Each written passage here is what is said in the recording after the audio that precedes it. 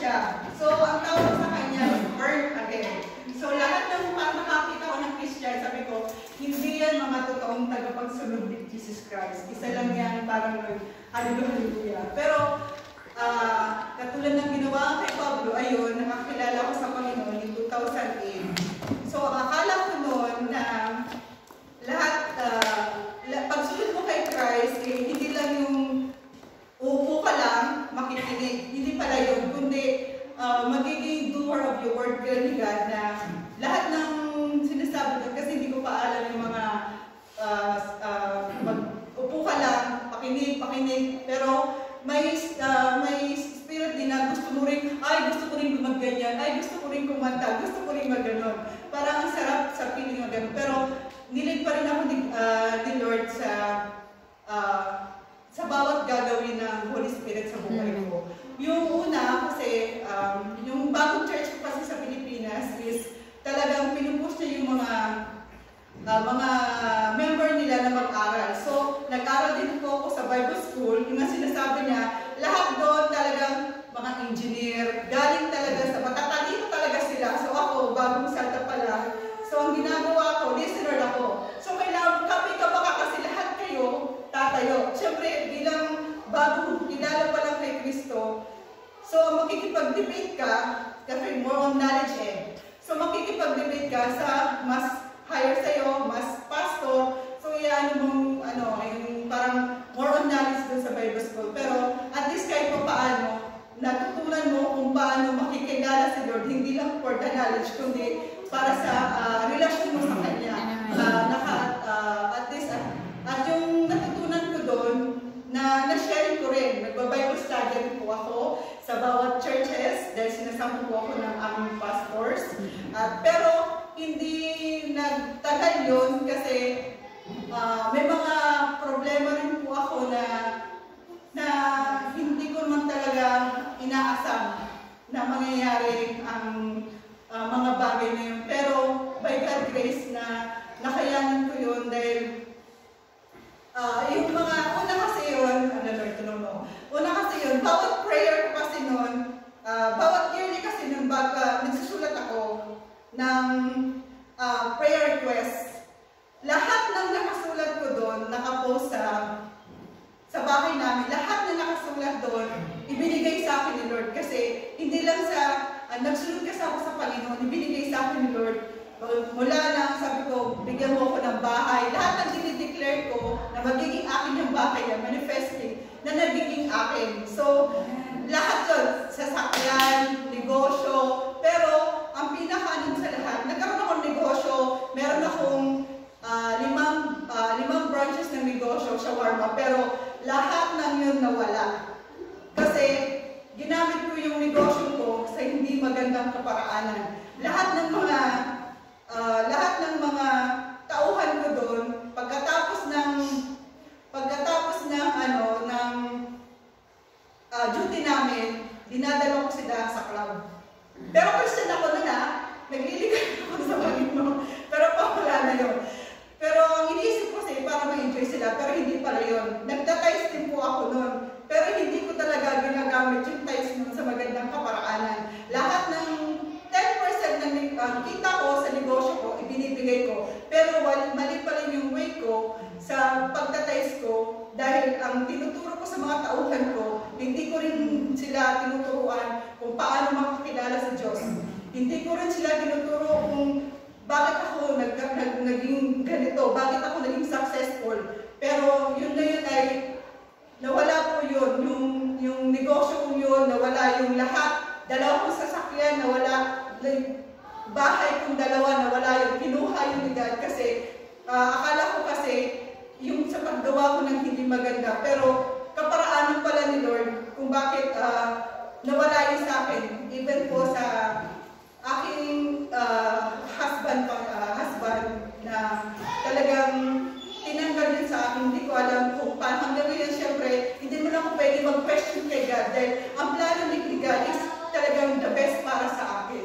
Kaya yun, yung nag-abroad naman ako, yun yung amazed naman na hindi pa rin ako iniwan ni God kahit pa paano na first time kong pumunta sa ibang bansa na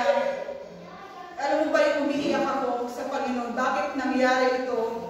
Nagtatanong na ako bilang isang Kristiyano, bakit nawala sa akin yung lahat ng pinaghirapan ko. Hindi ko sinabi na ibinigay ni God yung pinaghirapan ko. Lagi siyempre tayo, pag na-achieve natin yung hindi pa tayo malalim sa Panginoon, na-achieve natin, lagi natin binabalik yung pinaghirapan ko. Yung buong buhay ko binigay ko doon, pero hindi pala dapat ganoon. Lahat ng meron tayo ay nanggagaling sa Panginoon. Lahat ng ginagawa natin ay nagmumula sa Panginoon. Kaya yung pala yung dapat. Kaya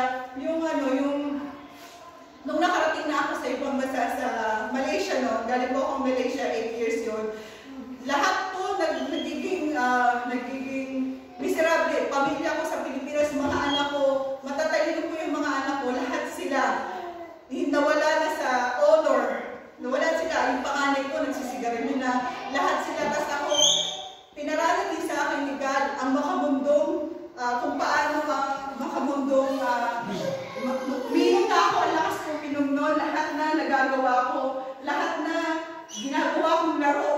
Kahit nagtatrabaho ko. Dahil pag wala ka talaga sa Panginoon, kahit anong problema, kahit anong hindi ka makatawag. Kasi ang panalangin mo, hanggang dito lang, hindi na nakakarating dahil ang dami mong galit sa puso mo. Yun po yung naranasan ko, yung nawala ang pamilya ko sa akin. Dahil siguro, yun na nga po, may plano si God sa buhay ko. Pero nung may bago mag-pandemic noon, parang sabi ko hindi na ito pwede. Tapos yung anak ko, alam mo yung sasakay ka na ng bus na 10 ringgit lang, yung coins lang, na walang-wala ka na. Tapos yung anak mo, nasa ospital, yung mga anak mo, nagwawala na sila, parang hindi na nag-ano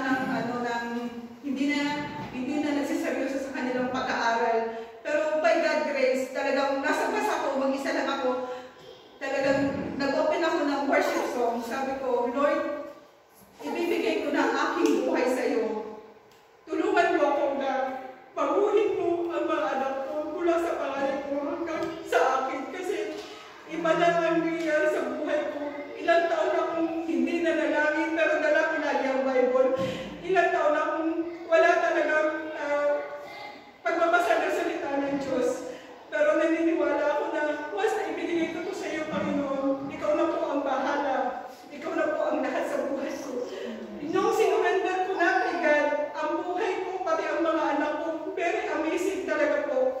Kasi kumino si God, yung pambayad sa anak ko sa ospital, naging free na siya.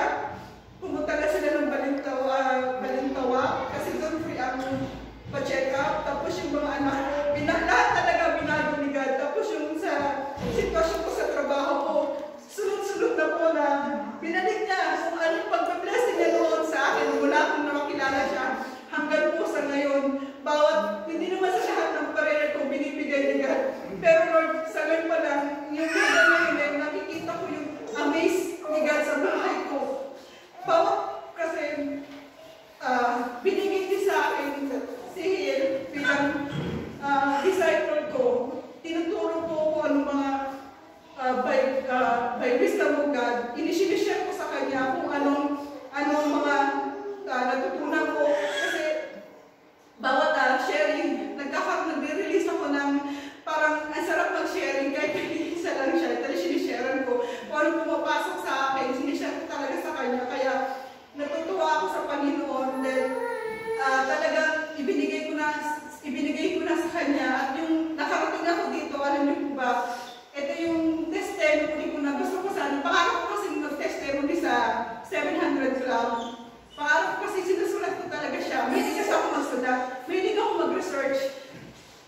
Talagang yung sulat ko, sasabihin ko sa 700 Club kasi naghingi ako ng prayer doon eh. Parang gusto ko umagano, kaso nga lang na ako, parang nahihiya ako kasi bago ako makarating dito, todo talaga prayer.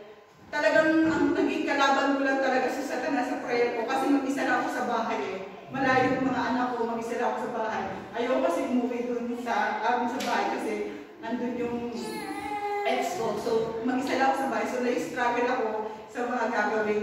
So ang ginawa ko is ang dami kong naranasan nung nasa Pilipinas ako, nung umuwi ako last 2022, na gusto ko nga makarating dito. Pero sabi ni God, ako nang bahala sa'yo. Sit down and relax ka lang dyan. Pero hindi eh. Dahil nga sa gusto kong makarating dito, sa mga kaparaanan ko pa rin gumagawa ako ng paraan. Pero nagpapasalamat ako kay God dahil tinuturuan pa rin ako kung paano ako magpasakot sa Kanya, kung paano yung relasyon ko sa Kanya ay talagang mauna sa puso ko. Pero yung nasa prayer ko kasi, alam yung prayer ko sa immigration, papunta pa lang ako dito. Sabi ko, Lord, kung papayagan mo ako na pumasok sa immigration, takpan mo ang kanilang bibig, mata, na wala ng question. Kasi ang daming parang nabalitaan ko na daming hindi nakakapasok eh, lalo na to Europe. Sabi ko, Lord, takpan mo yung kanyang bibig, mata, tenga, na wala lang, parang pagdiretso lang ako. Tapos yung papunta na nga ako dito, alam mo yung pagpila ko pala, walang question. Bigay na lang bigay. Pagpunta ko sa immigration, sabi ng immigration yung immigration, pagbigay ko ng papel, wala lang, tatak lang ng tatak. Sabi ko, napaka-miss mo naman, Lord.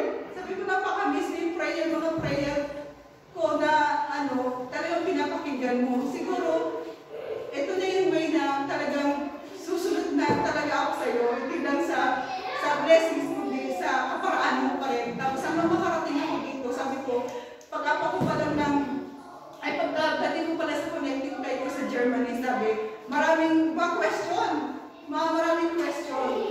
Yung Pilipina, ang daming tanong sa kanya, at tulis sila. Sabi ko, pinakapan ako, sabi ko, Lord, tulungan mo ako. Ayokong pumunta dyan sa immigration na kasi dalawa lang sila. Yung isang hindi palatano, at saka yung isang palatano. Sabi ko, huwag mo akong dahil dyan. Kasi ayoko yung pagtatanong ako, nahirapan ako, manunusbid ako ng English. Pero nilagay ako talaga doon sa question na palatano. Sabi ko, Lord, di ba usapan natin kung bakit galing dito? Pero yung one question lang siya, nasagot ko naman by God grace. Sabi ko, ang galing mo talaga, Lord. Sabi ko, ang galing mo talaga. Tapos yung makarating na ako dito, sabi ko, Lord, pag-apa ko dito sa Europe, Lord, sa'yo na itong buhay ko, ikaw lang po ang bahala dito. Tulungan mo ako, Panginoon, na mas malalim pa ang pagsunod ko sa iyo, mas malalim pa ang magiging relasyon ko sa iyo. So, tulungan mo ako na lahat ng kalaliman sa bawat aspeto ng buhay ko, iaalay ko sa iyo. Kaya nga, sabi ko, eagerness na talaga ako na maghanap talaga ng church mula pa lang. Tapos kasi, hindi natin kaya sa sarili natin na online lang. Mas maganda talaga, recharge talaga. Recharge yung ating espiritu, i-recharge lahat. Kasi, di ba, sa ilang linggo natin, kami nakikinig kami ng online everyday, every morning, nagpa-prayer kami, nagde-devotion kami, 1 hour, pag-isip pa lang namin 1 hour yung devotion namin hanggang sa gabi, binililaan namin kay God. Pero yung may kulang eh. Kulang sa amin is yung talagang recharge na makakarinig kami ng salita ng Panginoon.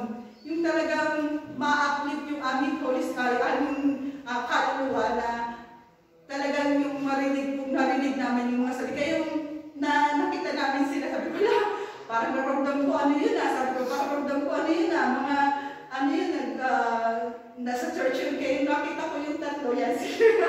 Tawa-tawa kayo kung bakit ako tawa-tawa. Sabi ko, tinan mo, sabi ko, batihan ko sa kanya, batihin mo. Kasi ako yung tao kasi na hindi ako iibig hanggang gusto kong baguhin sa akin, Lord. Hindi ako iibig hanggang hindi mo ako iibigan. Parang gano'n. Parang yung attitude ko, may pagka-attitude ako, pero unti-unti naman inaalis yung God sa akin. Dahil nga nandito na tayo, kailangan natin na yung magpakita tayo ng kabutihan sa bawat tao natin para makaakay tayo. At alam ko na